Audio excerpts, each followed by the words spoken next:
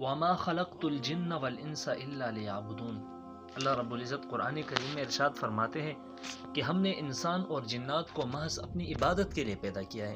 انسان اور جنات کی پیدائش سے اصل مقصد انسان کی وہ ہے اللہ تعالیٰ کی عبادت کرنا، اللہ تعالیٰ کی بندگی، وہی اصل مقصد ہے۔ اگر انسان آج دنیا کو اپنا مقصد بنا لے، نہ نماز پڑھے، نہ روزہ رکھے، نہ زکوٰۃ دے، نہ صلہ رحمی کرے، صرف دنیا کو، مال کو اپنا مقصود بنا لے، تو یہ بندہ سوچ لے کہ اس کی آخرت وہ اس نے خود بخود اپنے ہاتھوں سے خراب کر دی۔ وہی خالق ہے، خالقیت اس کی صفت ہے، نہ ایک دن کی، نہ ایک مہینے کی، بلکہ پورے عمر، پوری زندگی کے لیے یہ خالقیت کی صفت اللہ تعالیٰ کی صفت ہے۔ انسان خود چاہ کر بھی اپنے لیے رزق تلاش نہیں کر سکتا اگر اللہ تعالیٰ نہ چاہے۔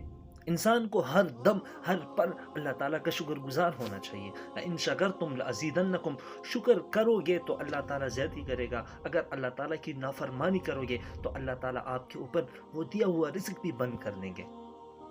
اللہ تعالیٰ نے اگر ایمان سے سرفراز فرمایا ہے تو ہمیں چاہیے کہ ہم اپنے عبادت کو جاندار بنائیں، ہم اللہ تعالیٰ کی بندگی دل و جان سے کریں، اپنے اوپر اس کو بوجھ نہ سمجھیں۔ اللہ تعالیٰ عمل کی توفیق عطا فرمائے۔